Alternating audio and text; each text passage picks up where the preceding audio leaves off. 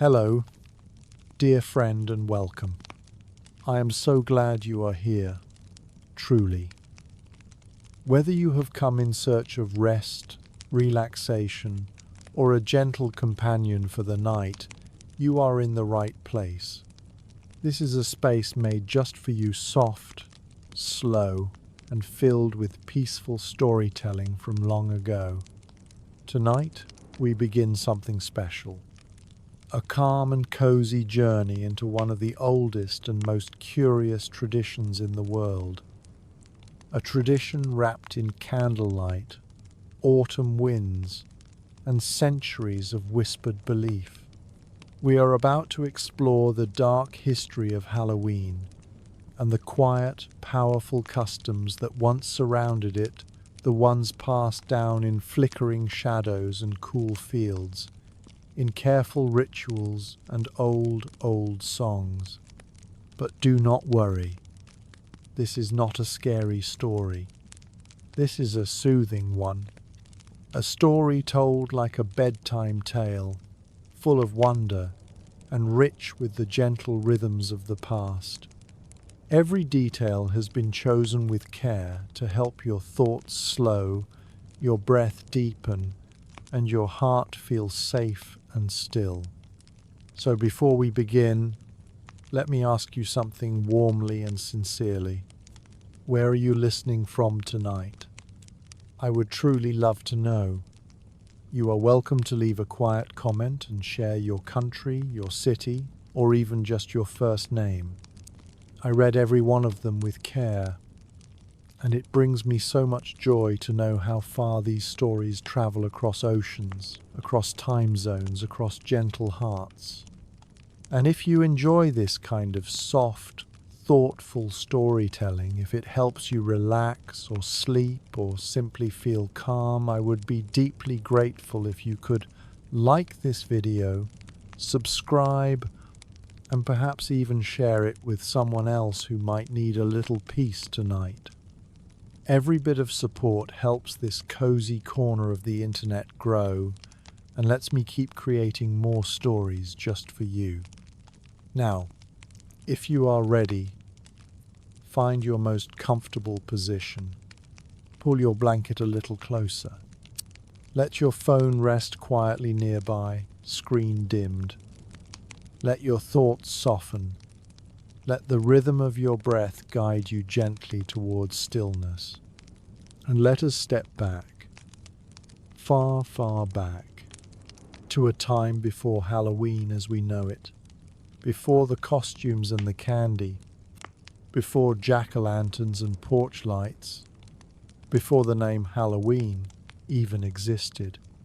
Let us begin, instead, in the windswept hills of ancient Ireland, over 2,000 years ago, when people lived close to the land, and each season was marked not by dates on a calendar, but by the deep, slow turning of the earth.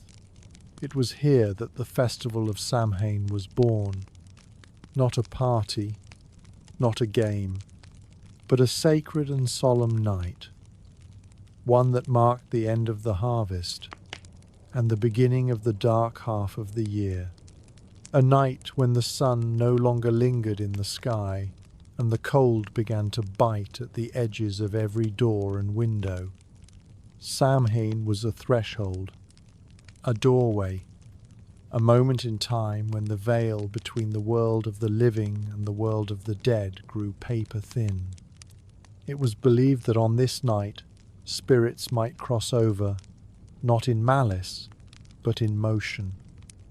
The old returning to visit, the lost finding their way back.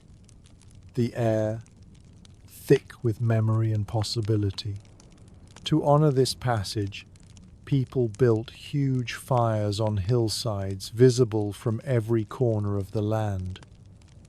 These fires were not for warmth, they were for cleansing, for protection, for guiding the spirits of ancestors safely home. In the villages, families gathered close, bringing their animals inside, shutting the world out with song and story and silence. Some carved turnips, not pumpkins hollowed and lit from within, their twisted faces meant to ward off wandering souls who did not belong. Others dressed in cloaks, or covered their faces not to pretend, but to hide from spirits who might recognize them. There were no costumes, there was no laughter. There was reverence, there was respect. There was the quiet, ancient understanding that this night was different, that something unseen was near. And so begins our story, not in fear, but in stillness, not in chaos, but in calm. This is your invitation to rest beside the firelight of the past, to listen as the old beliefs unfold slowly, gently, and beautifully. And as the story continues, you may fall asleep. That is perfectly fine. In fact, it is welcome. Let the words carry you. Let the history soothe you. Let your breath slow and your body relax. The fire is warm. The wind is quiet. The old ways are waiting. And we begin, together, here. In the earliest chapters of Halloween's history, we do not find costumes or candy. We find mist. We find stone circles softened by moss. We find a sky turning dark above the harvest fields and people walking quietly toward the fires on the hills. This is the world of Samhain, the festival that gave Halloween its soul. The Celts, who lived across Ireland, Britain, and parts of continental Europe over 2,000 years ago, did not divide the year by months the way we do now. They lived in rhythm with the land and saw time as a wheel turning through seasons, each with its own spirit. Samhain was not simply a holiday. It was a sacred hinge between the bright half of the year and the dark.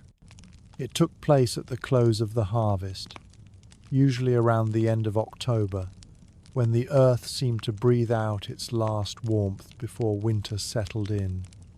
It was both an ending and a beginning.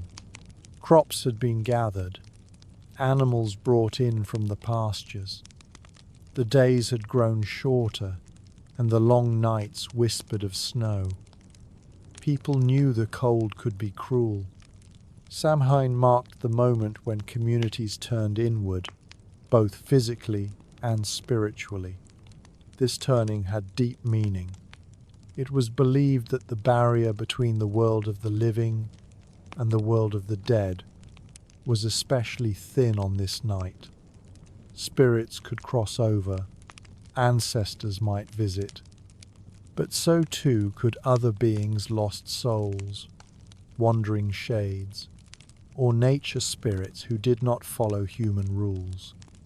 Rather than hide from this mystery, the Celts faced it. They honored it with fire. Huge communal bonfires were built, often on sacred ground. Families walked their cattle between two blazes, believing the smoke would cleanse and protect. Offerings of food and drink were laid out for unseen guests. A place was set at the table for those who had passed away, just in case they might return to sit among the living, even for a little while. And in the flickering light of the flames, the stories were told. Not just tales of ancestors, but of gods, monsters, and the strange things that moved through the world when no one was watching. These stories were not meant to frighten, they were meant to explain, to comfort, to remind people that they were part of something larger and older than themselves. Still, not every spirit was welcome. To protect themselves from more mischievous or malevolent presences, people disguised their appearance. They wore animal skins or cloaks. Some blackened their faces with ash or clay. The idea was simple. If you looked like one of the wandering spirits, perhaps they would pass you by. It was not a costume. It was camouflage. The carved turnips came later. Hollowed out and lit from within, their twisted faces glowed in doorways, meant to keep harmful visitors away. They were guardians of the threshold, eerie little beacons in the dark. Samhain was not a night of trickery. It was a night of reverence. It was filled with fire, silence, and sacred transition. The hearths of each home were extinguished and relit with flames taken from the great communal fire, a sign that all were bound together, each family connected by the same sacred light. The Celts understood that this night was not only about spirits, it was about memory, about the land falling asleep, about trusting that after darkness the light would return, that the cold would lift, that life would renew. Even the very word Samhain speaks to the season. It is often translated as summer's end, but its deeper roots are tied to the fading of brightness, the soft entrance into shadow. And so, in every village, Samhain was observed with quiet awe. Children stayed close to their mothers. Elders muttered blessings under their breath. Dogs sat alert beside the fire. And somewhere in the woods beyond the last lantern, the wind carried the rustling of something ancient, something just out of sight. Though many of these customs would evolve or vanish with time, the spirit of Samhain would remain. It would be carried forward through conquest, through religion, and through story.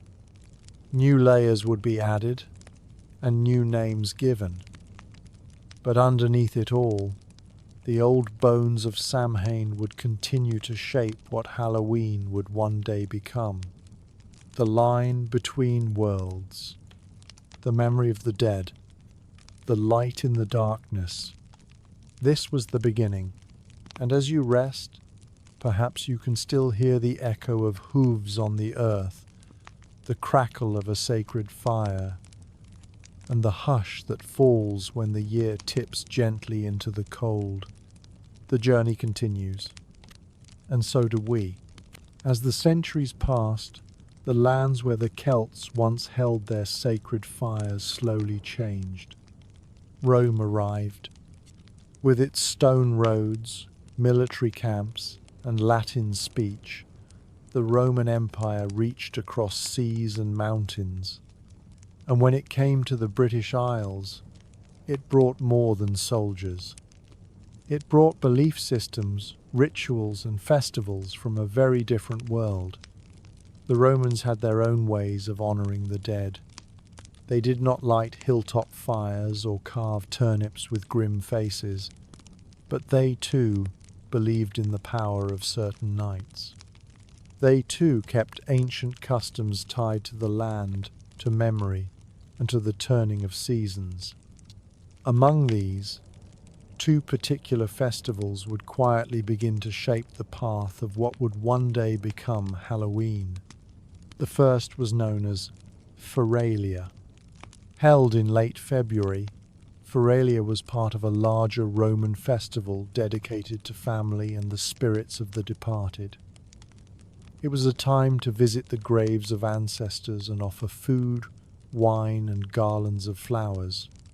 People whispered names of the dead, lit small fires, and poured out milk upon the earth. It was a ritual of peace and remembrance, not of fear, but of care. Even though Feralia took place months before Samhain, the spirit of honoring the dead was a shared thread. When Roman settlers lived alongside Celtic families, ideas and practices slowly intertwined. Traditions were passed not only through conquest, but through marriage, community, and quiet exchanges between neighbors over shared meals and harvest tools. In this way, the Roman ritual of remembrance layered itself gently atop the Celtic reverence for the spirit world. The fires remained. So did the offerings. But new forms of honoring the dead began to take shape. It was not one belief replacing another, but a slow joining of practices that would deepen through the centuries. The second Roman influence came from a very different place, one not of the grave, but of the orchard. Her name was Pomona. Pomona was the Roman goddess of fruit, orchards, and fertility. Unlike many deities, she was not associated with war or storms or power. She was gentle. Her realm was the garden. Her gifts were apples, pears, nuts, and figs. Her festivals were held at the end of October, a time when fruit was gathered and stored for the winter months ahead. This is where something subtle and strange began to happen. Because Pomona's feast fell near Samhain, it too became part of the seasonal rhythm. And so, slowly, the apple, a symbol of fruitfulness, sweetness, and natural magic, became a part of the old harvest celebrations. Apples were used in divination games. Young women might peel an apple in a single strip and toss it over the shoulder, hoping the fallen shape would reveal the first letter of a future lover's name. Others would try to catch apples floating in a basin of water, believing success foretold good fortune in the year to come. These games, once playful, had roots in deep ritual. They were not mere party tricks. They were echoes of the ancient belief that certain nights held power that time thinned, and the future could be glimpsed if one listened closely enough. As Roman traditions blended with Celtic ones, the season itself began to hold layers of meaning. The end of the harvest was no longer just about death and protection. It became a time of mystery, of possibility, and of tender gestures toward the unknown. In some places, Pomona's name faded, but the apples remained. They would roll through the centuries, appearing again and again in folklore, in literature, and eventually in the modern games played by children in October. By the 3rd century, the Roman Empire had become vast. Its beliefs were carried by legions, its festivals adapted by local cultures. And though Rome itself would eventually fall, the customs it left behind would remain buried in the soil of memory, ready to blossom again under new names and new meanings. As we rest here at this quiet crossroads of cultures, Celtic, Roman, and something in between, the path of Halloween continues to unfold. The fires still burn, the apples still float, and somewhere, in the soft wind that stirs the last of the leaves, one can almost hear the murmur of forgotten prayers spoken in Latin and Gaelic alike. The world was changing, and soon a new force would rise across the land, one that would bring saints, scriptures, and a very different kind of holy night. By the early Middle Ages, the fires of Samhain still glowed softly in the hills, and the stories of apples and ancestors continued to pass quietly through generations. But a new kind of light was spreading across Europe, not the flame of bonfires, but the glow of candles lit in chapels and cathedrals. The rise of Christianity brought with it new ways of marking the passage of time and new ways of honoring the dead. As churches were built and scriptures copied, the church began to shape the calendar around its own sacred days, known as holy days. Rather than erase older customs, Many of the early Christian leaders sought to blend them to place their own festivals close to existing ones, gently guiding the people toward new meanings while still allowing familiar rhythms. One of the most important of these new observances was All Saints' Day. It began in the 4th century, at first celebrated in the spring, but by the 8th century, under the guidance of Pope Gregory III, the date was moved to the 1st of November, the very same day that marked the old Celtic festival of Samhain.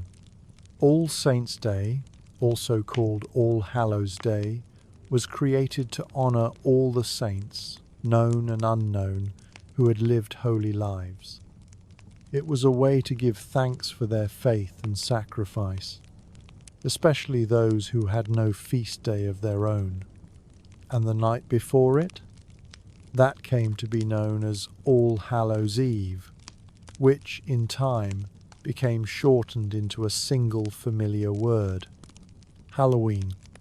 But the Christian observances did not stop there.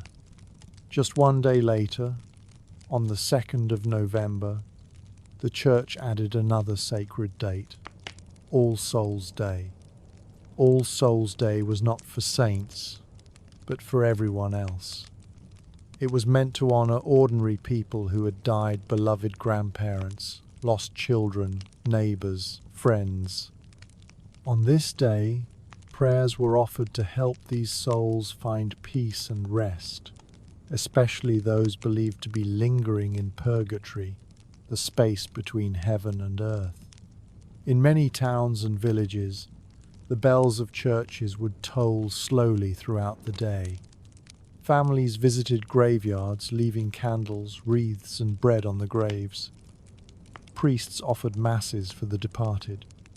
Some communities baked small spiced cakes called soul cakes, which were handed out to children and the poor in exchange for prayers.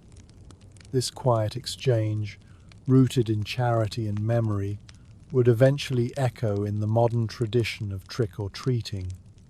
Though the outward symbols were changing, the essence remained. People still gathered at the turning of the year. They still lit fires and candles. They still believed the veil between worlds was thin. But now, these customs were wrapped in Christian language and carried out under the shadow of stone churches and Latin hymns. In truth, both worlds, the ancient and the new, existed side by side. In the forests, the memory of Samhain lingered. In the cities, the bells of All Saints and All Souls rang out. And across the countryside, ordinary people honoured both. They whispered prayers to saints by day and told old stories by firelight at night. They left soul cakes on doorsteps and carved faces into root vegetables, still believing that certain spirits required respect. These were not contradictions. They were part of the same quiet understanding that death was not an ending, that the past was always close, that certain nights still held power. As the Middle Ages deepened, these layered observances became part of the yearly rhythm in many parts of Europe, especially in Britain, Ireland, France, and beyond. People of every class, from kings to farmers, marked the holy days in their own way, some through fasting, some through feasting, some through processions of candlelight, some by staying quietly at home, leaving a place empty at the table, just as their ancestors had done centuries before. And as the wind blew through bare branches and the days grew shorter, the season settled once again into its familiar shape, a blend of memory, mystery, and reverence. Halloween, as it was beginning to be known, was not yet a night of costumes and laughter. It was still a threshold, a sacred space where the world paused and looked backward, not in fear, but in quiet awe. The fire remained, the prayers deepened, and the traditions grew stronger still. As the Middle Ages unfolded, the world darkened in ways both real and imagined. Stone castles rose above green hills. Villages clustered around churches and market squares. Monks copied scriptures in silent cloisters, while blacksmiths hammered their tools by firelight. But alongside the growing order of religion and law, a deep and restless belief in the unseen world remained. This was a time of mystery and fear, a time when the line between natural and supernatural was never clear. And in this world, Halloween, or All Hallows' Eve, took on new shadows. Though the church had placed its holy days firmly on the calendar, the older customs had not vanished. In fact, many of them flourished quietly within the rhythms of rural life, far from the watchful eyes of priests and kings. Villagers still lit candles for the dead and placed bread and ale at the edge of fields for wandering spirits. Children were still told not to stray too far from home on All Hallows' Eve, lest they be caught by fairies or led astray by ghostly lights dancing above the moors. But now, new fears were taking root. The Middle Ages were an age of plague and famine, of war and deep superstition. And with these hardships came a growing belief that some souls did not rest peacefully. In many places, people believed that certain spirits could return not just to visit, but to harm. These were not honored ancestors or gentle fair folk. These were restless, dead, cursed souls, or witches who had made pacts with darker powers. Stories told of revenants, the dead, who rose from their graves, not as silent ghosts, but as physical beings, pale and grim, who haunted the living. Villagers might bury their dead with heavy stones upon the chest, or drive stakes into the earth to keep them still. The church, too, spoke of demons and purgatory, of punishments beyond the grave. The line between heresy and folklore grew thin, and as fear grew, so too did the desire to protect. People hung garlic on their doors. They marked thresholds with chalk. Some placed iron scissors beneath the bed of a newborn child, believing that spirits feared the bite of forged metal. These were not Halloween customs as we know them today, but they were seasonal defenses measures taken during the long, cold nights of late autumn, when the veil between worlds was said to flutter most. The very air of the season carried weight. Smoke curled from chimneys in tighter spirals. The wind moved differently through bare branches, and the light of candles flickered in strange rhythms, as if the world was holding its breath. In this atmosphere, Halloween became not just a time to remember the dead, but to guard against them, to make peace with the invisible, to offer bread, light, and song, not only for comfort, but for protection. At the same time, stories about witches began to change. The wise women who had once served as healers and midwives in small communities began to be viewed with suspicion. Their knowledge of herbs, dreams, and birth became something dangerous in the eyes of the church.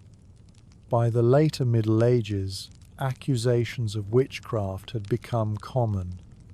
Some believed that witches gathered on All Hallows' Eve to hold secret meetings with unholy forces. These tales were likely exaggerated, but they shaped the imagination of the time. And so, Halloween's character continued to shift. No longer just a festival of fire and memory, it became a night filled with whispers and watching, a time to keep your animals close, a time to avoid traveling the roads alone, a time to leave a candle burning in the window, not just to guide the friendly dead, but to keep the darker ones away. Yet even in the midst of this fear, there was beauty. People still sang songs for the souls of the departed. They still baked soul cakes, round and spiced, to give to visitors who came knocking with soft voices and empty hands. They still carved root vegetables into protective faces and placed them in windows or doorways, their flickering light a silent signal of hospitality and hope. The balance remained between dark and light, memory and fear, sorrow and song. And in the stories passed down through generations, Halloween became a mirror of the medieval mind, full of reverence, caution, and the deep human desire to understand what lies beyond the edge of life. The season turned, the wind shifted, and the fires were lit once again, not out of joy, but out of need, for warmth, for safety, for remembrance, for the simple comfort of knowing that, even in the darkest part of the year, one was not entirely alone. As the leaves fell in soft drifts across village lanes, and the skies turned pale with early winter light, a gentler side of Halloween began to take form, one rooted, not in fear, but in memory and kindness. In towns and hamlets across medieval Europe, especially in England and parts of France, people observed the season of the dead not only with quiet prayers, but with acts of simple charity. This spirit of remembrance gave rise to a tradition both sacred and sweet, the offering of soul cakes. Soul cakes were small, round, spiced confections. Some were marked with a cross on top. Others were decorated with dried fruits or brushed with honey. They were not meant to impress. They were made with care and intention, baked in hearth ovens and wrapped in cloth to keep warm. The idea was simple. On All Souls' Day, people, often children or the poor, would walk from house to house, knocking gently and singing a short rhyme. In exchange for a soul cake, they promised to say a prayer for the dead of that household. Each prayer, it was believed, would help the soul of a departed loved one move closer to peace. In some places, the rhyme was short and melodic. A soul, a soul, a soul cake. Please, good mistress, a soul cake. 1 for Peter, 2 for Paul, 3 for him who made us all.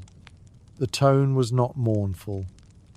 It was quiet, soft, and respectful.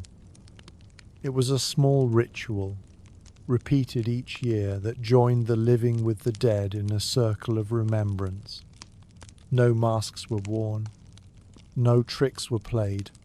This was a different kind of Halloween, one of candlelight and whispered names, of bread shared between neighbors, and of hope carried in the breath of prayer. At the same time, churches across Europe observed the Days of the Dead with bells. These were not loud or festive chimes, but slow, deliberate tolls that echoed through misty villages and across open fields. Each toll was said to mark a soul. In some towns, the bells rang all night long, watched over by monks or village elders who took turns tending the ropes.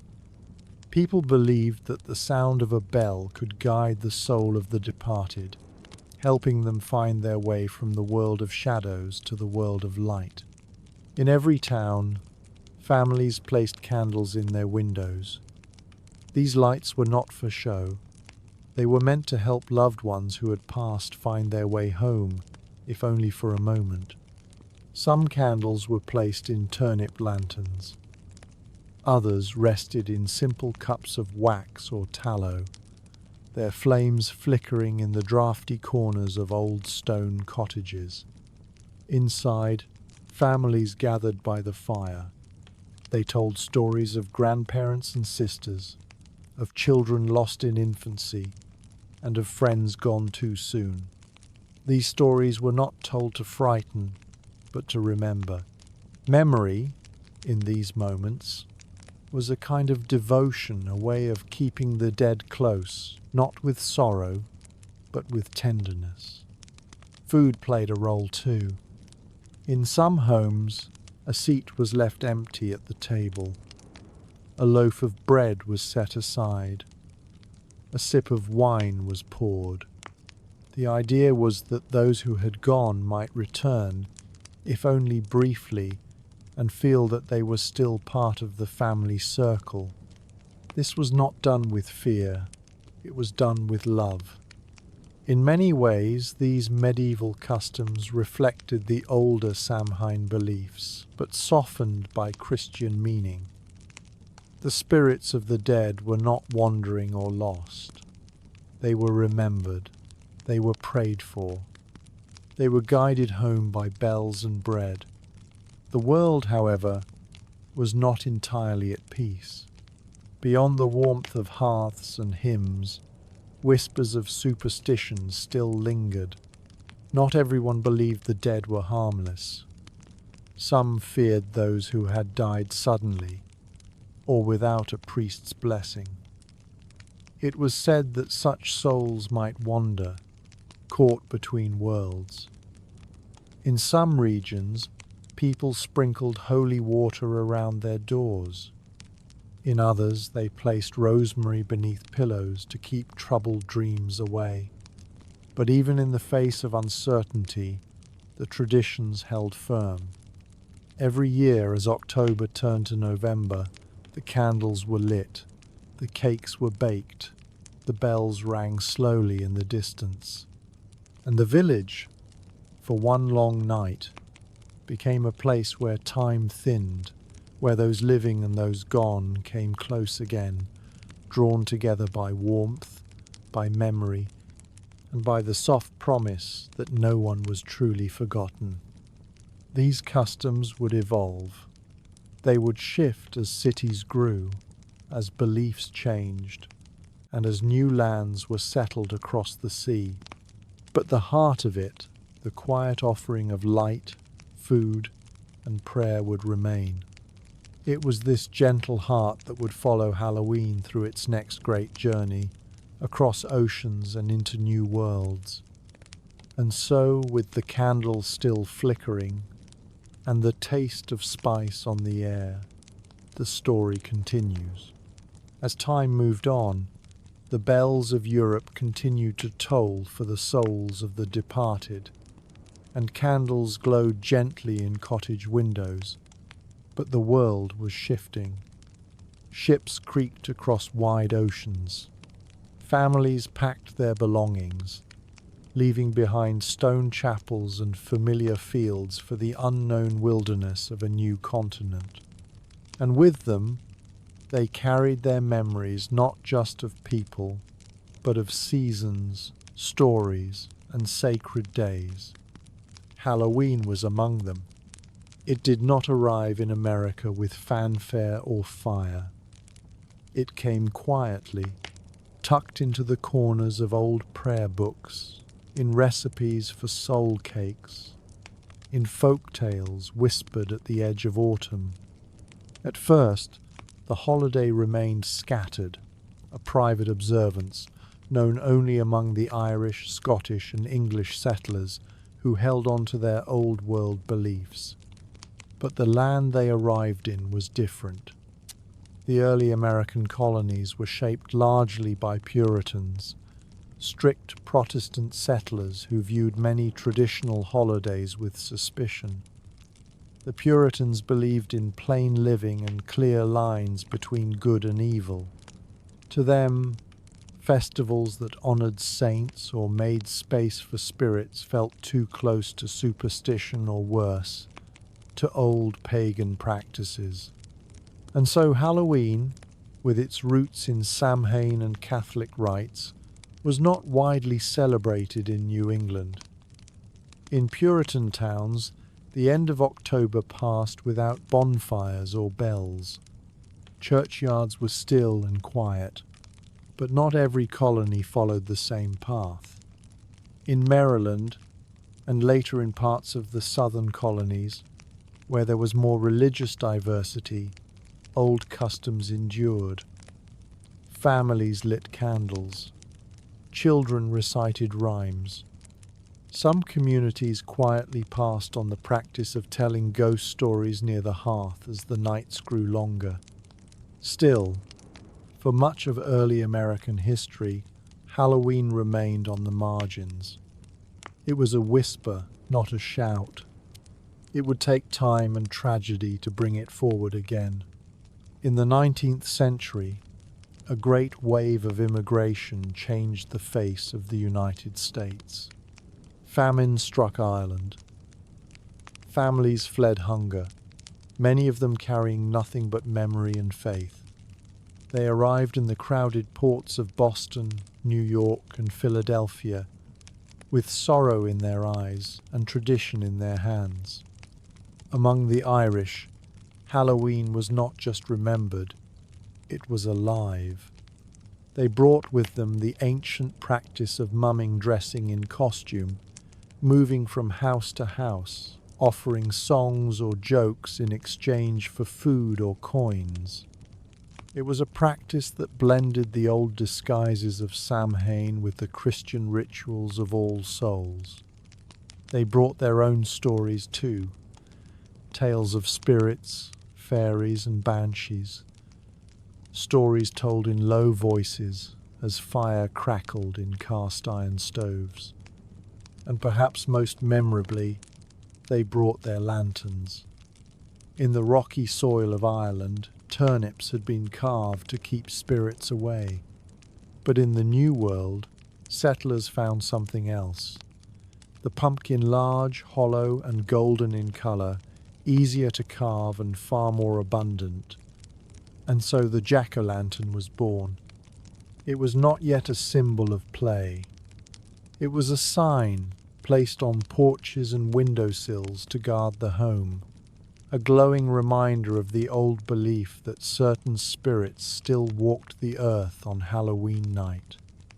As Irish and Scottish immigrants settled across the country, these customs spread. In rural areas, Halloween remained a night of silence and prayer. In towns, it began to take on a more playful form, a mix of mischief, memory, and light. Children dressed in crude costumes made from burlap and soot. They knocked on doors and recited verses, much like their ancestors had done when asking for soul cakes. But now there was laughter too. Bonfires were lit in fields and neighborhoods. Games like apple bobbing, borrowed from the old Roman customs, returned once again.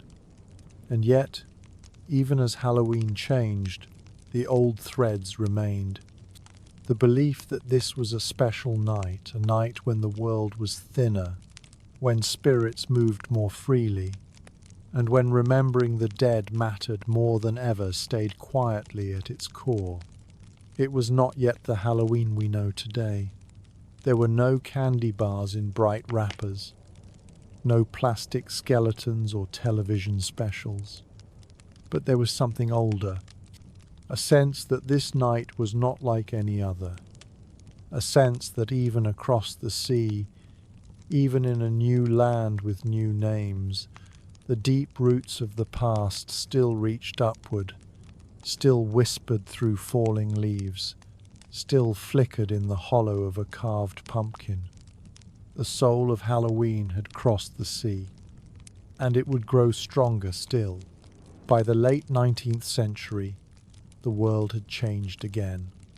Cities rose where forests once stood. Horse-drawn wagons gave way to streetcars. Gas lamps flickered to life along cobbled roads.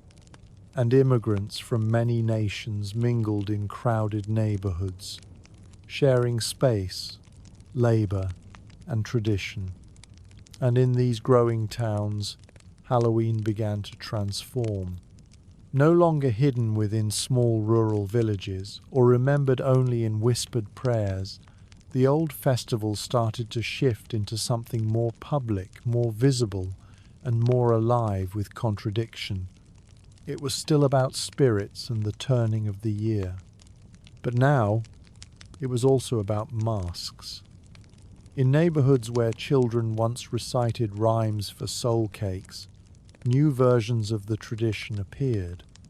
Young boys sometimes calling themselves geysers or ragamuffins, dressed in costumes stitched together from flour sacks and old curtains. They covered their faces with soot, chalk, or paper masks. And they went door to door, but not always with gentle intentions. In many American cities, the end of October became known as Mischief Night, a time for harmless tricks, but sometimes for unruly pranks. Children might remove a gate from its hinges, ring doorbells and run, or smear windows with soap. In some towns, things went further. Street lamps were smashed, trolleys derailed, fires lit in back alleys. Adults watched this growing trend with unease. Some blamed the stress of immigration or the pressures of the industrial age. Others simply remembered the darker roots of Halloween, a night always touched by uncertainty, always hovering between order and chaos. And yet, beneath the mischief, something more tender remained. In many homes, children still played apple bobbing games, still told ghost stories in blankets, and still carved pumpkins, the old warding ritual now turned into a joyful craft. Community leaders and parents began to look for ways to reshape Halloween. If the children wanted to run through the streets in costume, perhaps it could be guided rather than stopped. If mischief was inevitable, perhaps it could be softened by celebration. And so, in schools and churches, a new idea was born: the Halloween party. These early parties were simple affairs: bobbing for apples, pin the tail on the cat, costume contests judged by candlelight, paper decorations hung from the ceiling, smiling ghosts, black cats, and bright orange moons. The emphasis was placed on community rather than fear. And it worked. Slowly, Halloween began to shift again, not by abandoning its past, but by folding it into something new. In some towns, parades were organized. Children marched down the street in costumes. Parents watched from porches. Police quietly stood nearby, ready to stop any pranks from getting out of hand. Firemen handed out cider. The air held the soft scent of autumn leaves and hot donuts. And the stories, always the stories, remained. Elders told tales of haunted fields, of bells tolling in old stone churches, of lights dancing on moorlands long gone. They spoke of witches who wore no black robes, but lived in cottages deep in the woods, speaking to owls and stirring herbs into boiling pots. These stories were not meant to terrify. They were meant to remember, to preserve, to teach children that Halloween was not just a night of masks, but of meaning. That before the candy and the costumes, there had been something deeper a night that belonged to the past, to the dead, to the old beliefs that still lingered at the edges of the firelight. Even as cities grew louder, even as Halloween became more playful, that soft shadow remained not fearful but watchful, a reminder that Halloween had always been a threshold, a doorway, a moment when things shifted from summer to winter, from light to dark, from memory to presence. And so, each year, on the 31st of October, as the sun slipped beneath the horizon and the air turned cool, children once again stepped out into the night in their paper masks and patched cloaks. They knocked on doors. They filled their bags. They ran through leaf-strewn streets with laughter in their lungs. But behind them, far behind, walked the older forms, the ancestors, the saints, the spirits remembered by bell and by candle. And above them, in the turning sky, the moon watched silently, as it always had. By the early 20th century, Halloween had become something both ancient and new. Its roots still reached down into the dark soil of Celtic fields, into the quiet Roman orchards, and the candlelit altars of medieval churches. But above ground, it was blossoming into something altogether different. A celebration that was now part of modern life, especially in North America. The traditions had continued to shift with the times. As mischief and masks filled the late October evenings, families and local leaders began looking for ways to keep Halloween safe and structured, especially for children. One idea took root quietly, then spread like wind through dry leaves. It began in scattered neighborhoods, first in small towns and later in the suburbs. Children would dress in costume, often as fairies, ghosts, pirates, or characters from nursery rhymes. They would walk from house to house, and at each door they would say the same simple phrase, "Trick or treat." It was a gentle choice, a kind of playful bargain.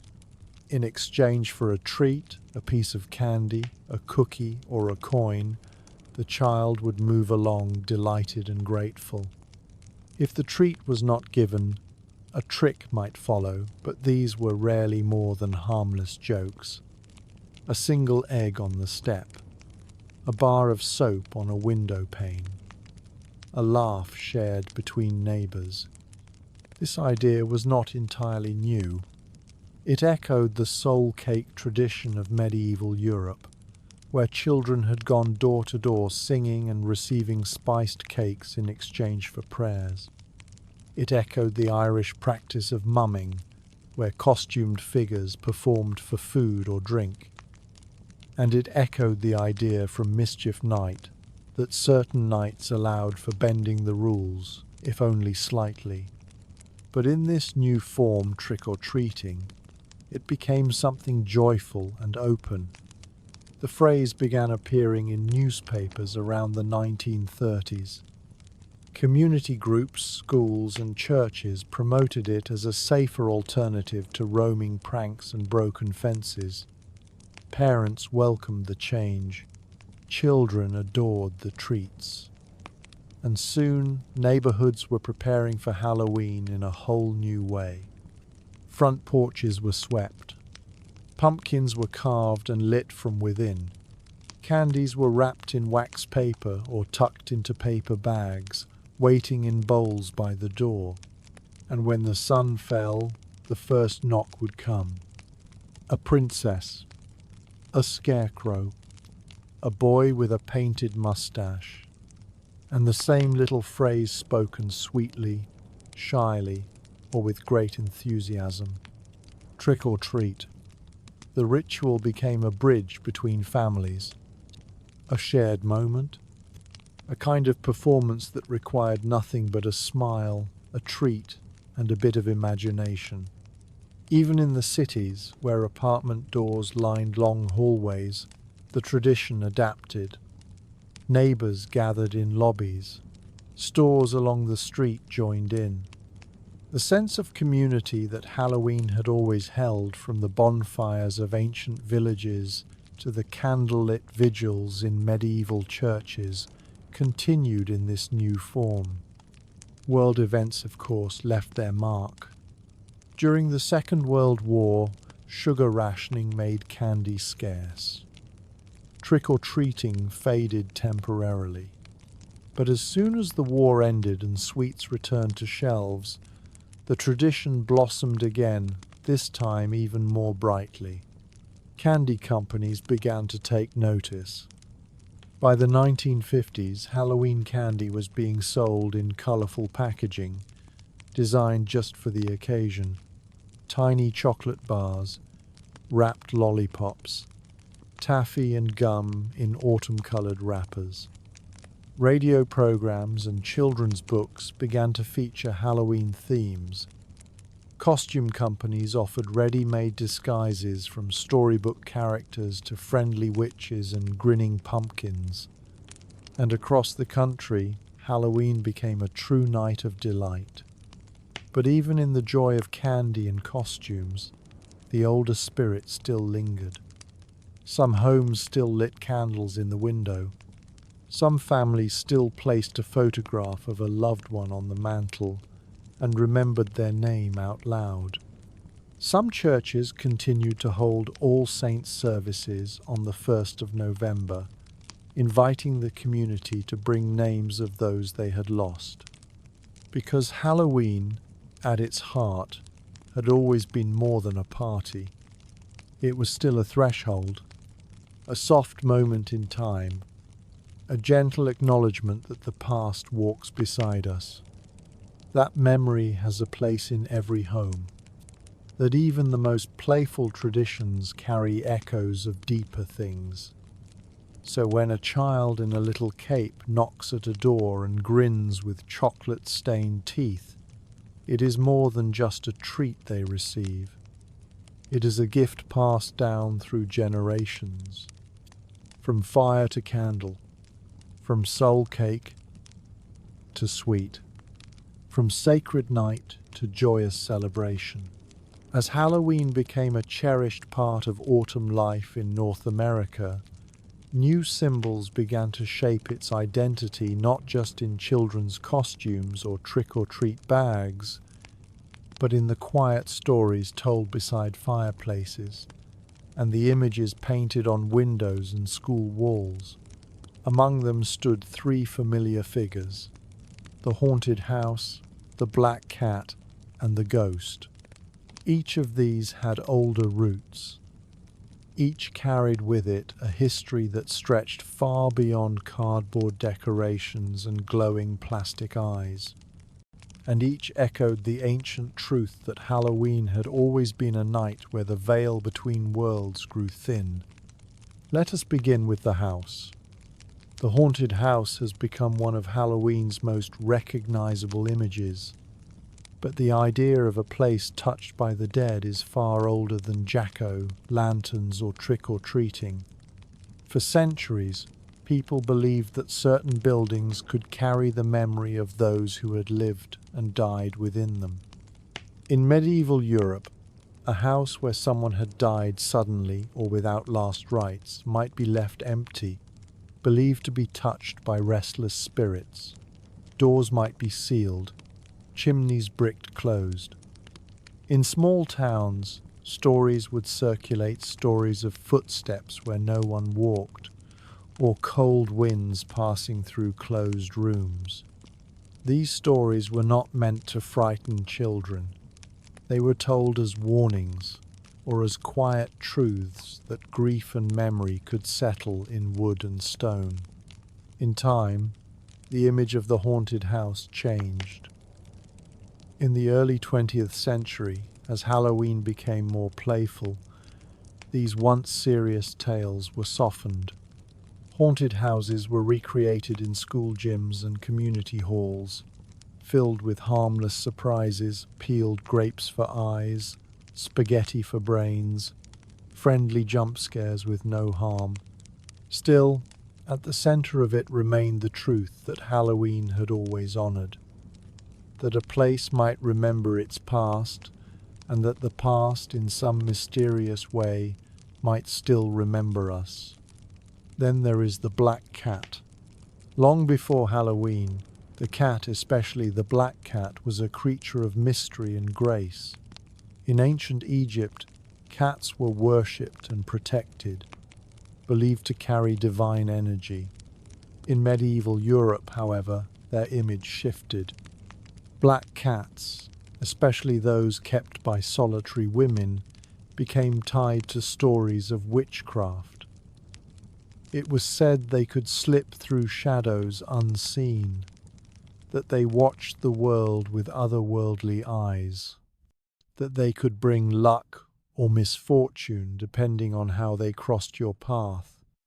Witches were said to keep them as companions. Some even believed witches could turn into cats to roam unnoticed. These beliefs, though rooted in fear and misunderstanding, settled into the folk memory of many cultures. As Halloween developed, the black cat remained now more symbolic than feared. A graceful reminder of old legends, a guardian of secrets, a creature both silent and seen. Today they curl on windowsills beside jack-o'-lanterns and appear on decorations, graceful and glowing beneath silver moons. To see a black cat on Halloween night, even now, is to feel something not fear, but a flicker of that deep old magic. And then, of course, we come to the ghost. The ghost is perhaps Halloween's oldest companion.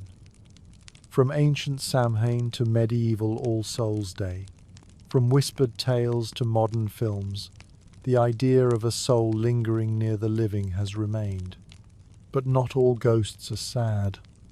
Many traditions speak of the friendly dead family members who visit to bring comfort, ancestors who offer guidance, or spirits who simply want to be remembered. During Halloween, ghost imagery became gentler. Children wore white sheets with eye holes. Cartoon ghosts smiled from greeting cards. The frightening elements were softened, but the message remained clear. Halloween is a time to honor the unseen, to welcome what we do not fully understand. And so these three figures, the haunted house, the black cat, and the ghost, came to form part of Halloween's symbolic heart. They are not merely decorations. They are reminders.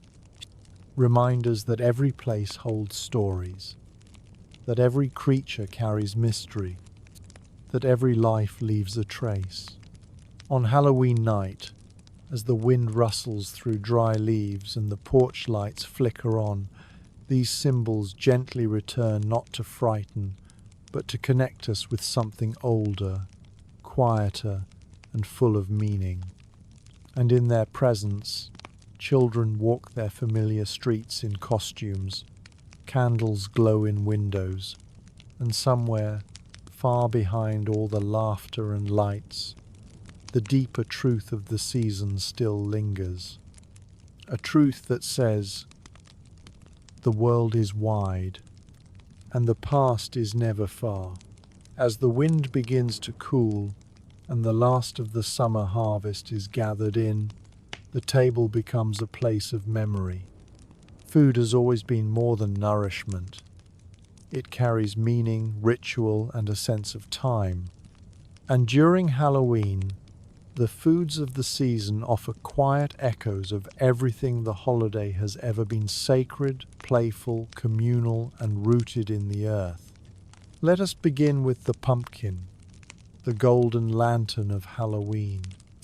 Its history begins not in North America but in Europe, where for centuries people carved turnips and beets to create protective faces and lighted offerings during autumn festivals. These root vegetables were small, firm, and difficult to carve, but they held powerful symbolism. In ancient Celtic lands, they were placed at doorways to ward off wandering spirits. Their faces were sometimes solemn, sometimes grimacing, their hollowed insides lit with candles or embers. When Irish and Scottish immigrants came to North America, they found a new treasure, the pumpkin. It was larger, softer, easier to carve, and far more abundant. Indigenous peoples had grown and used pumpkins for centuries, roasting the flesh, drying the seeds, and using every part of the plant. And so the old tradition found a new home. The jack-o'-lantern was born not from mischief, but from memory. It was set by doors not only to welcome children or delight neighbors, but to carry on an ancient belief that light protects and that faces, even carved in vegetable skin, can keep darkness at bay. Then there is the apple, a fruit tied deeply to the season and to rituals far older than Halloween itself. Long before the word Halloween was ever spoken, apples were part of autumn festivals across Europe. In Roman times, apples were sacred to Pomona, the goddess of orchards. Her festival, held in late October, celebrated the final harvest of fruit. As Roman and Celtic traditions merged, apples took on a special meaning during Samhain and later Halloween as symbols of life, temptation, and even prophecy. This led to one of the most enduring games of the season, apple bobbing. A simple wooden tub was filled with water. Apples floated on the surface, gleaming red and gold. Children and young adults took turns trying to catch an apple using only their teeth, their hands behind their backs. It was a game of laughter and mess, but also a kind of fortune-telling. The first to catch an apple might be the first to marry. Others carved their initials into the fruit, hoping that dreams would reveal a future sweetheart. Still, others peeled apples in a single ribbon, tossing the peel over their shoulder and reading the shape it made on the ground. These were not games of fear. They were games of possibility, soft rituals woven into laughter, surrounded by friends and firelight. Beyond apples and pumpkins, other foods marked the season. In many homes, roasted nuts were set out in bowls. Chestnuts cracked softly over hearth flames. Walnuts and hazelnuts were sometimes used in romantic games or dreams, believed to hold messages if placed beneath a pillow or cracked in a certain way. And there were cakes. The soul cakes of medieval days had not vanished entirely. In some communities they reappeared in new forms. Small, sweet, lightly spiced treats given to children, baked in memory of loved ones. In other places, people made treacle toffee, caramel apples, popcorn balls, and pumpkin bread, each treat shaped by the ingredients of the region, but always grounded in the spirit of sharing. Halloween food was rarely extravagant. It was humble, made in kitchens that smelled of cinnamon and smoke, wrapped in wax paper or napkins, shared with care and laughter. As the 20th century progressed and Halloween became more commercial, candy took center stage. Wrapped sweets, chocolates, and lollipops lined the shelves of every store by mid-October. Children filled plastic pumpkins and pillowcases with tiny treats. But even now, even in the glow of packaged candy, the older spirit remains. When a child bites into a caramel apple, they are tasting something more than sugar. They are tasting a ritual older than memory. When a family bakes pumpkin muffins together or roasts seeds with salt and spice, they are participating in the harvest not only of food but of belonging. Because Halloween, for all its masks and mischief, has always been a celebration of what we gather. We gather stories. We gather food. We gather light in the growing dark. And when we share what we have, even something as small as an apple or a sweet, we are honoring a truth deeper than tradition. That we are not alone. That even in the turning of the year, there is warmth to be found. And that every taste, every crumb, can carry memory and meaning. As the 20th century unfolded, and the glow of jack-o'-lanterns lit porches across towns and cities, a new kind of light began to shape how people imagined Halloween, the flickering light of the silver screen. Film, still new and full of wonder, quickly became a powerful tool for storytelling, and Halloween, with its quiet magic and long traditions, offered the perfect canvas for directors, writers, and audiences alike. In the early days of cinema, stories of the supernatural were told with silent shadows and flickering ghosts. The earliest Halloween-themed films were not loud or frightening. They were often whimsical, inspired by folklore, and filled with special effects that seemed to defy reality. In one of the first short films ever made about Halloween, a black and white reel from the early 1900s, a playful skeleton danced while pumpkins floated in the air. The film was just a few minutes long, but it offered something new, a moving picture that captured the mystery and playfulness of the season. As film matured, so did the way Halloween was portrayed. By the 1930s and 1940s, audiences gathered in darkened theaters to watch ghost stories, haunted mansions, and magical transformations unfold on screen. These films were rarely labeled as Halloween stories, but they captured the atmosphere of the season. Swirling fog, creaking doors, old portraits that seemed to move. Movies like Dracula, Frankenstein, and The Wolf Man became part of the cultural imagination. They were not rooted in Halloween traditions, but they carried the same questions about life and death, about fear and wonder, about the things that walk in the shadows. Families began to associate Halloween with movie nights. The wind outside, the rustle of leaves, and the quiet flicker of candlelight matched perfectly with the stories told on screen. By the 1950s and 1960s, film and television took a more playful turn. Cartoons featured grinning pumpkins and friendly witches.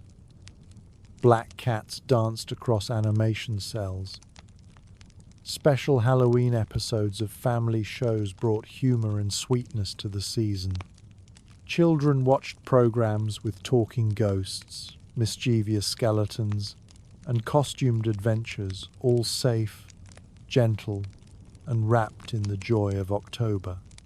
The imagery of Halloween, once so tied to ancient harvests and prayers for the dead, now had new companions. Animated scarecrows, cheerful goblins, and songs filled with laughter. But just as Halloween had always danced between darkness and delight, so too did its film presence. In the 1970s and 1980s, as horror films became more popular, Halloween found a new place as the backdrop for stories of suspense and fright. Movies like Halloween, The Exorcist, and Poltergeist told tales of haunted houses, strange happenings, and eerie silence broken by footsteps in empty halls. These films were not designed for children. They explored fear in a raw and personal way. But even here, the ancient spirit of Halloween was not lost, because Halloween has always been about thresholds, about facing the unknown. And even in its darkest expressions, film offered a mirror, a way to explore what we fear, what we remember, and how we hold the past in the present. Still, the gentle side never faded. Every October, movie channels filled with family films, soft tales of witches learning to be kind, of little ghosts finding friends, of pumpkins rolling through enchanted villages. These stories gave children a sense of belonging to something older, something meaningful. In schools and living rooms, generations of children watched It's the Great Pumpkin, Charlie Brown. In this quiet, heartfelt film, Linus waits faithfully in a pumpkin patch, believing in something unseen. His belief so pure and hopeful is Halloween at its core. It is the belief that the night still holds wonder, that behind the mask there is always a story, that even the wind in the trees might carry the voice of someone we once knew.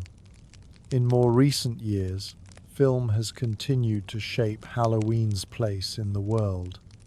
From magical boarding schools to friendly vampires, from gothic fairy tales to autumn adventures, cinema has made Halloween feel close, something you can carry in your heart, even when the costumes are packed away.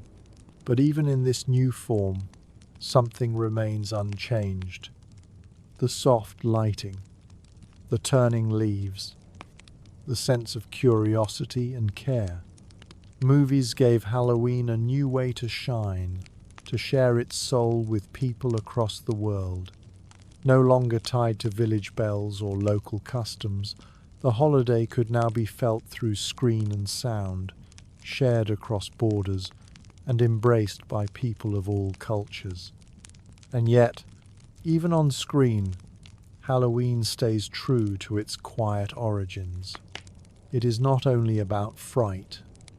It is not only about fun. It is about gathering together, telling stories, remembering the past, and letting the darkness arrive without fear.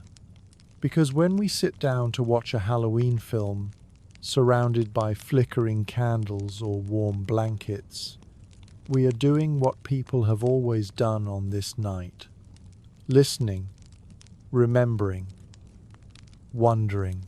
On a crisp October evening, as twilight deepens and the shadows grow longer, there comes a special magic. It is the magic of becoming someone or something else. This magic lives in the heart of Halloween through the timeless tradition of costumes and disguises. To understand why we dress up each year, we must journey back through the centuries to ancient rituals, whispered beliefs, and the simple human desire to step beyond ourselves.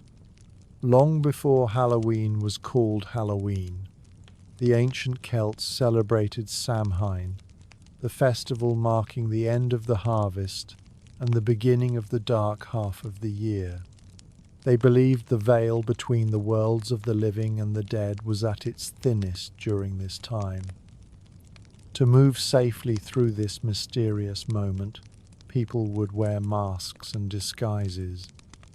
These coverings served many purposes. They were meant to confuse wandering spirits. By hiding one's true self, it was thought that the spirits would pass by without harm, unable to recognize their human hosts. They were a form of protection, a gentle cloak of invisibility in a world that felt uncertain. At the same time, disguises allowed people to become part of the spirit world, to honor ancestors and mythical creatures, and to embody stories that had been passed down through generations. The idea of transformation was powerful. It was not only a physical act, but a spiritual one. As the centuries passed and Christianity spread, the customs changed but did not disappear. The masks and costumes took on new meanings. During All Hallows' Eve, children and adults might dress as saints, angels, or demons, blending old and new beliefs. By medieval times, the tradition of mumming and guising took shape. People would go door to door in costume, singing songs, telling stories, or performing short plays. In return, they received food or drink. This practice was a way of sharing and connecting a dance between the seen and unseen, the giver and receiver. In North America, the tradition evolved further. By the early 20th century, Halloween costumes became more playful, inventive, and diverse. Children dressed as witches, ghosts, pirates, or beloved storybook characters.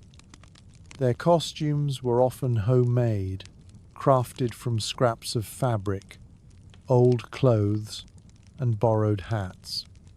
The act of dressing up invited imagination.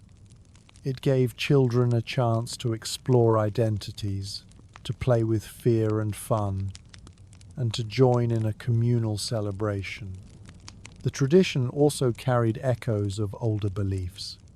To wear a costume was to step across boundaries between self and other, between day and night, between life and memory. And in this crossing, there was joy.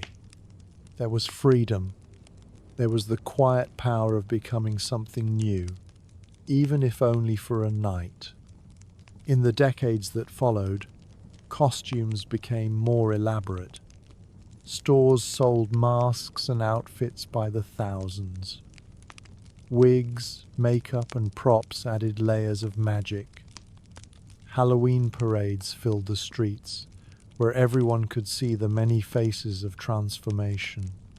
Yet beneath the glitter and glittering lights, the ancient spirit remains. The mask is still a way to protect. The disguise is still a way to honor. The costume is still a way to connect with stories, with each other, and with the hidden parts of ourselves. Each year, as children pull on their capes, fix their hats, or paint their faces, they join a long tradition stretching back thousands of years. A tradition that whispers gently. In a world that can be uncertain, sometimes the greatest magic is to become someone else for a little while. And in that magic we find not only escape, but belonging. Because Halloween is not just a night of costumes, it is a night of transformation, a night of stories, a night where the past and present meet, and where every mask carries a memory. From the crackling of a fire to the soft tapping of footsteps on fallen leaves, sound and story have always been at the heart of Halloween's mystery. Through music, poems, and tales whispered in shadowed rooms, the night is given life, feeling, and a timeless voice. Long before the modern era, communities gathered in quiet circles during the darkening days of autumn. They sang songs, told stories, and recited verses meant to honor the spirits, to invite blessings, or simply to share the wonder of the season. One ancient tradition was the telling of ghost stories. These tales were never meant to frighten recklessly. Instead, they taught lessons, preserved memories, and invited listeners to reflect on the thin line between life and what lies beyond. Stories of lost loves, restless souls, or mysterious lights in the woods were shared with care, often by the oldest voices around the fire. Their cadence was slow and soft, allowing the imagination to fill the spaces between words. Poetry, too, found its place. Ballads and verses about autumn, death, and rebirth echoed the changing landscape outside the dying leaves, the gathering clouds, the promise of renewal beneath the cold earth. In medieval times, the church also shaped many of these words. Hymns and prayers for the dead were sung on All Souls' Day, encouraging communities to remember those who had passed on with reverence and hope. As time passed, new songs emerged. By the 19th century, poets like Edgar Allan Poe explored the beauty and melancholy of death and the supernatural with haunting elegance. His verses, such as The Raven, became part of the fabric of Halloween, a reminder of sorrow, mystery, and the power of the unknown. Music, both simple and complex, was another way the night came alive. Children sang Halloween rhymes while going door to door, their voices rising in cheerful unison. Trick or treat, smell my feet, give me something good to eat. Though playful, these rhymes carried ancient echoes, calls and responses that once served as offerings or pleas to spirits. In rural communities, fiddles and drums might play softly in the background during gatherings. Dancing under lantern light was common, a way to celebrate the harvest while acknowledging the coming cold. These melodies were sometimes mournful, sometimes joyful, always part of the seasonal rhythm. In modern times, Halloween music has taken many forms. From classic songs like Monster Mash to cinematic scores that stir the imagination, music remains a powerful way to capture the spirit of the night. Poetry and stories continue to evolve as well. Every generation adds its own verses, tales, and legends, from children's books filled with gentle ghosts to adult novels that explore the darker edges of the festival. But at the heart of all these words and sounds lies the same purpose: to keep the night alive, to make the unseen feel near, to connect us across time, to invite us into a space where memory, magic, and imagination blend softly together.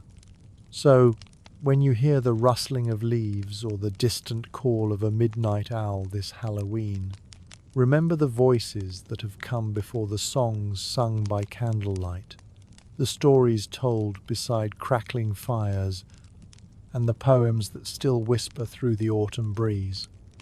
They are the true music of Halloween, and they remind us gently that every night has a story waiting to be heard. In every corner of the world, humans have long marked the changing seasons with quiet rituals and joyful gatherings. Among these, the Harvest Festival stands as one of the oldest and most meaningful celebrations, a time to give thanks for the fruits of the earth and to prepare for the coming winter's rest. Halloween, as we know it today, grew from these ancient celebrations. It is a thread woven deeply into the fabric of the year's cycle, carrying the weight of countless generations who honored the earth's rhythms with reverence and care. In the earliest Celtic traditions, the festival of Samhain marked the final harvest and the onset of the dark half of the year. This was not simply a day on the calendar, but a moment suspended between seasons, a gateway from the warmth and light of summer into the quiet and cold of winter. Samhain was a time to gather in community, to feast on the last fresh fruits and grains, and to prepare the land and spirit for the months ahead. It was also a time to remember the dead, and to recognize the thin veil between worlds. In fields and villages, bonfires were lit to guide the spirits, and offerings were made to ensure protection and prosperity. This balance between life and death, light and dark, is what gave Halloween its enduring power. Across Europe, many similar festivals honored the harvest in their own ways. The Romans celebrated Pomona's festival, focusing on fruit and abundance. In England, Michaelmas marked the gathering of crops and the settling of accounts. Each brought its own customs, foods, and prayers, but all shared the understanding that this was a sacred time of transition. When Christianity spread, these ancient festivals did not disappear. Instead, they were folded into new holy days, All Saints' Day and All Souls' Day, preserving the focus on remembrance and gratitude. Halloween, the eve of these days, remained a quiet moment of reflection and ritual. The harvest itself was a time of hard work, but also celebration. Families gathered to thresh grain, press cider, and bake bread. Markets overflowed with apples, squash, nuts, and spices. Songs were sung to bless the earth and those who worked it. In many places, harvest suppers brought neighbors together to share the season's bounty. Even now, the scents and tastes of autumn pumpkin, cinnamon, apple, nutmeg carry the memory of those ancient feasts. Today, Halloween may feel playful and festive, but its roots are still firmly planted in the rhythms of the earth. It reminds us that life moves in cycles from planting to harvest, from birth to rest, that the dark is necessary as the light, that remembering the past helps prepare us for what is to come. As you listen to this story on a quiet autumn night, perhaps with the gentle flicker of a candle nearby, take a moment to feel this connection. The rustle of leaves outside, the crispness of the air, the turn of the year. Halloween invites us not only to play and imagine, but to honor the cycle that sustains us all. The cycle of growth and rest, of light and shadow, of memory and hope. And in that honoring, we find peace. We find belonging. We find a place within the endless dance of time. Halloween is filled with images that dance across windows, doors, and costumes each autumn. Bats flutter, witches ride on brooms, spiders spin webs, and skeletons smile from the shadows. But where do these symbols come from? And what quiet meanings do they hold beneath their playful or spooky appearances? Let us begin with the bat. To many, bats are creatures of the night, flitting silently under moonlight. In ancient times, bats were often connected to mystery and magic. Because they emerge from dark caves or hollow trees at dusk, they were seen as guardians of the boundary between day and night, much like Halloween itself. Their silent wings and glowing eyes carried whispers of the unseen world. While today they may evoke a shiver or two, bats also symbolize rebirth and intuition, reminding us to trust the hidden parts of ourselves. Next, the witch and her broomstick. Witches are some of Halloween's most enduring figures. The broom has its roots in everyday life, a humble tool used to sweep homes clean. But in folklore it took on a magical meaning, symbolizing a bridge between the earthly and the spiritual realms. Stories told of witches riding brooms through the night sky, carrying not just mischief, but also ancient wisdom. The broom became a symbol of transformation and freedom, an invitation to rise above fear and explore the mysteries of life. Spiders and their webs are another common sight. The delicate, glistening strands they weave remind us of the interconnectedness of all things. In many cultures, spiders are seen as weavers of fate and storytellers of the cosmos. Their patience and skill offer a quiet lesson about creation and the beauty found in intricate detail. On Halloween, spider webs draped over doorways hint at both the passage of time and the presence of unseen visitors. Skeletons, those bare bones stripped of flesh, stand as reminders of our shared mortality. But in Halloween tradition, They often smile or dance, taking on a lighter tone. This gentle playfulness acknowledges death as a natural part of life's cycle, not something to fear but to accept with grace. Skeletons whisper of the past and the lives that came before, inviting us to remember and honor. Pumpkins carved into jack-o'-lanterns glow softly on porches, their flickering faces keeping watch over the night.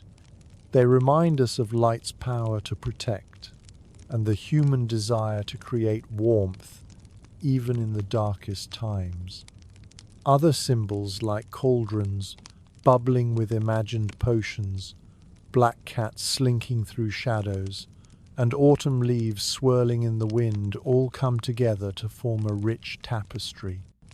Each image carries stories, lessons, and memories handed down through generations. Together, these symbols create Halloween's unique language, a language of mystery, transformation, and connection. They invite us to see beyond the surface and find meaning in the ordinary.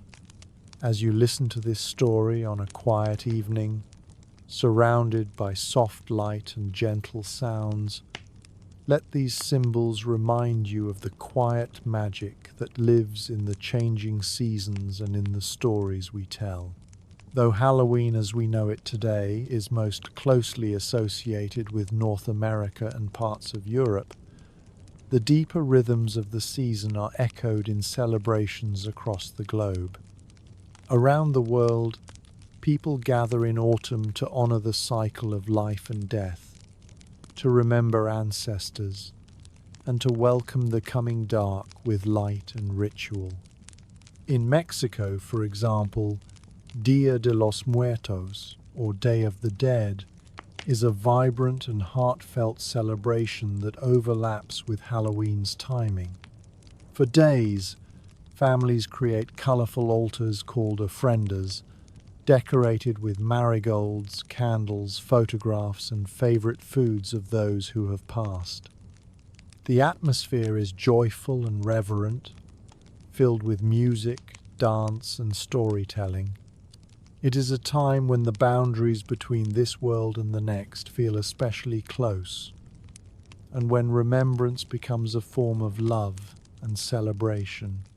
In Japan, a country with its own rich tradition of honoring ancestors, festivals such as Obon bring families together to light lanterns and welcome spirits home.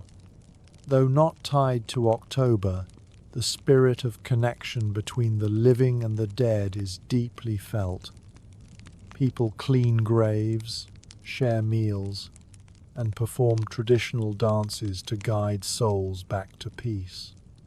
In parts of Ireland and Scotland, where many of Halloween's roots lie, ancient customs still echo in quiet ways. Some families continue to leave bowls of food by the door for wandering spirits, or to light candles in windows to guide those who have passed. Traditional songs and stories are shared, keeping old beliefs alive beneath modern celebrations. In Italy, the festival of All Saints' Day and All Souls' Day is observed with solemnity and warmth. Families visit cemeteries, bring flowers, and prepare special breads.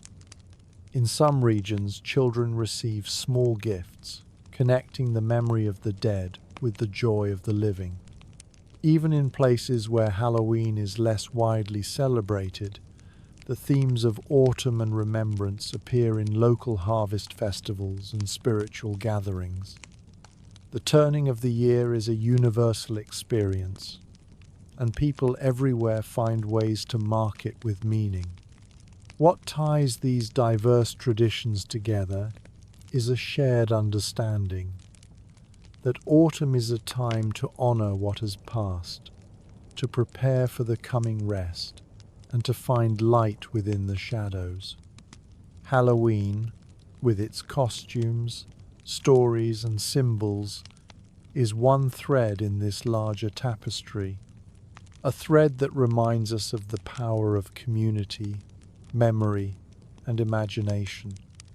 As you listen to this story tonight, imagine these celebrations around the world, lanterns glowing softly in distant windows, songs rising in twilight, families gathered with gentle smiles and quiet hearts.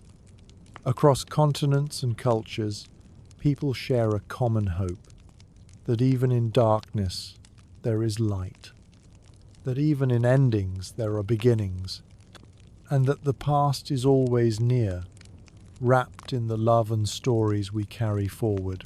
Halloween's rich tapestry is woven deeply with threads of folklore and myth. These ancient stories have shaped the customs, symbols, and beliefs that give the season its quiet power and mystery. To understand Halloween is to listen carefully to the whispers of the past tales told by firelight, passed from generation to generation, carrying wisdom, warning, and wonder.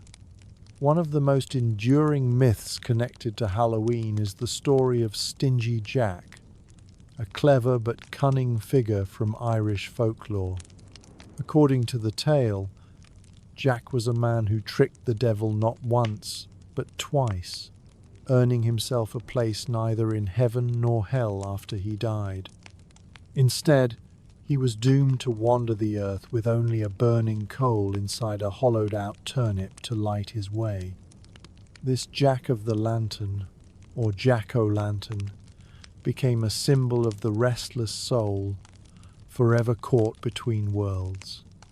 His story reminds us of Halloween's theme of thresholds, the spaces where life and death, light and shadow meet. Beyond Jack, many Celtic myths speak of spirits and fairies who roam the earth during Samhain. The Fae folk were thought to be particularly active on this night, their magic weaving through the dark woods and fields. People took care to leave offerings of food and drink outside their homes, hoping to appease these beings and ensure protection. These rituals were part of a larger belief in the thin veil between the human world and the other world, a place of enchantment, mystery, and sometimes danger. The figure of the witch also carries a deep folklore legacy. In medieval Europe, witches were believed to be women with special knowledge, healers, herbalists, or those who communed with spirits. Over time, fear and misunderstanding transformed witches into symbols of menace during Halloween, but their roots lie in ancient traditions of feminine wisdom and connection to nature. Ghost stories are another essential part of Halloween's folklore. Tales of haunted houses, wandering spirits, and mysterious noises echoed through villages, reminding listeners of the importance of remembering the dead and respecting the unseen. These stories were often shared in the dark evenings of autumn and winter, creating a sense of shared experience and caution. In addition, many Halloween customs stem from Roman and Norse myths, blended with Celtic beliefs. For example, the idea of using masks and costumes to confuse spirits can be traced back to Roman festivals like Pomona and Feralia, where disguises and offerings were part of honoring the dead.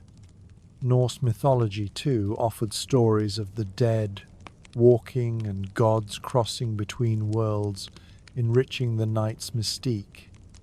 All these stories, myths, and legends combine to create a complex and beautiful picture. They remind us that Halloween is not just a night of fun and fright, but a night deeply connected to human experience, our fears, hopes, and the ways we make sense of life's mysteries. As you listen tonight, let these stories settle softly around you like autumn leaves. Feel the ancient voices calling through time, inviting you to remember, to wonder, and to find peace in the dance of light and shadow. As we walk through neighborhoods on the final evening of October, the warm glow of jack-o'-lanterns welcomes us home. Costumed children laugh and run between doorsteps. Porches are decorated with cobwebs, candles, and cheerful ghosts. Yet beneath this playful surface, the spirit of Halloween carries echoes of something older, something deeper. Modern Halloween is a celebration shaped by centuries of belief, myth, and memory. It has evolved, growing brighter and more widespread, but it still carries with it the heart of the past. In the early 20th century, Halloween in North America was still mostly a community celebration. Neighbors gathered for small parties. Children played games, told ghost stories, and enjoyed sweets made in local kitchens. Costumes were simple. Apples were bobbed. Pumpkins flickered beside windows. Over time, the holiday began to shift. With urbanization and the growth of suburbs after the Second World War, Halloween transformed into a broader cultural event. More families decorated their homes. Trick-or-treating became a tradition, not just a local custom, but a rite of passage. For children, it became a night of magic and fun. For adults, a moment of nostalgia and gentle mischief. Television and film brought new life to Halloween as well. Specials and movies played every October, reinforcing the imagery and ideas of the season.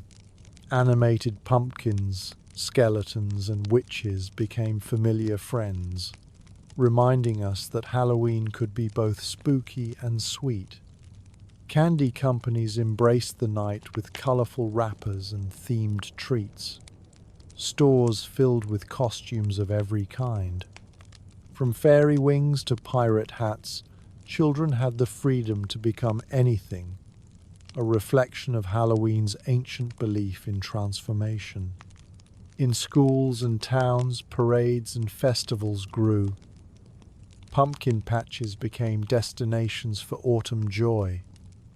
Haunted houses opened their doors. Adults began to host their own gatherings, dressing up and decorating with enthusiasm. Yet even with these changes, the core of Halloween remained. It is still a night of storytelling, still a moment for imagination, still a gentle nod to the cycles of life and death. People continue to carve pumpkins and light candles. Many still place lanterns by the door, honoring a tradition that began with turnips and myths. Others bake pumpkin pies and roast seeds, continuing the harvest rituals in their own modern kitchens. And more than ever, Halloween invites us to pause and remember, to slow down in a fast world, to share laughter and wonder, to step outside of ourselves, just for a night, and see through the eyes of a child. In some ways, Halloween today is louder, brighter, and more commercial than ever.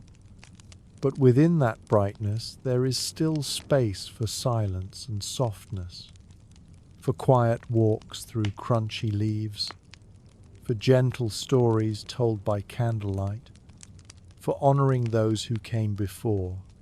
Modern Halloween is not a departure from history, but a living continuation of it, a celebration that grows and adapts, but always circles back to what matters most: connection, memory, joy, and a sense of belonging to something timeless.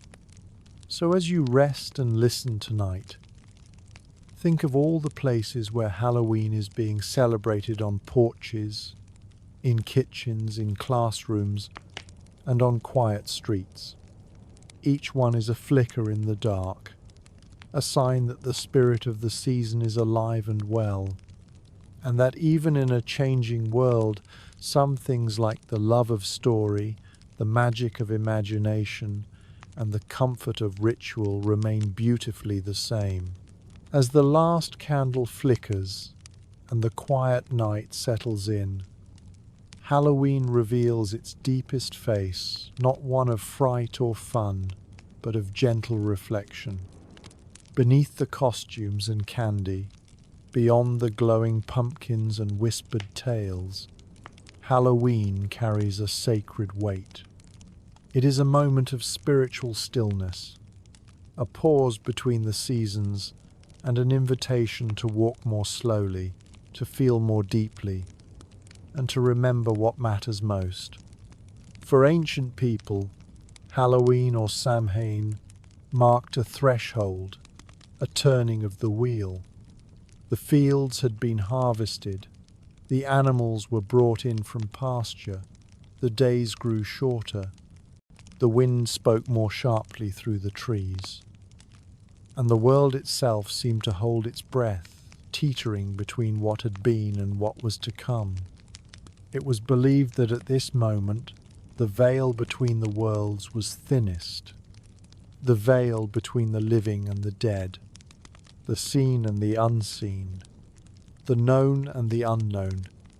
In this space, people gathered not only to celebrate, but to listen. They lit fires not only for warmth, but to guide the spirits of loved ones home. They set places at the table, not out of superstition, but out of love, a way to say, "You are still with us, even now." When we light a candle in a pumpkin, or walk beneath a sky brushed with stars, we are participating in this act of remembrance. We may not speak the old words, but the feeling remains. There is a deep comfort in the quiet beauty of this night, a sense that time softens, that the edges blur, that we are part of something ancient and eternal. For many, Halloween also brings personal reflection. We think of those who have passed, parents, grandparents, friends, even pets, and feel their presence in the chill of the air or the rustle of leaves. This is not sorrowful but sacred. It reminds us that love does not vanish. It changes shape. It lingers in memory, in ritual, in the gentle turning of the seasons. Halloween is also a night of personal transformation. By stepping into costumes, we explore not only who we might want to be, but also parts of ourselves that are hidden or waiting to be seen. A child becomes a hero. A quiet soul becomes a lion. A weary heart becomes something light and free. This playful transformation carries spiritual meaning. It reminds us that we are never fixed, that we are always becoming, always changing, always walking a path between who we were and who we are meant to be. In this way, Halloween reflects the journey of the soul through light and shadow, joy and grief, endings and beginnings. It honors death, not as something to be feared, but as something to be understood, accepted, and embraced. And through it all, it holds on to one quiet truth. We are never truly alone. We walk with our ancestors. We carry stories in our hearts. We are part of a circle that turns with the earth, with the seasons, and with time itself. So tonight, as you rest and breathe, let Halloween speak softly to you. Let it remind you of the warmth of a candle in the dark, the comfort of memory, the beauty of change, the mystery of what lies just beyond the edge of knowing. And above all, let it remind you that this life, with all its shadows and light, is a story still unfolding, and that you are part of something wondrous, timeless, and full of peace.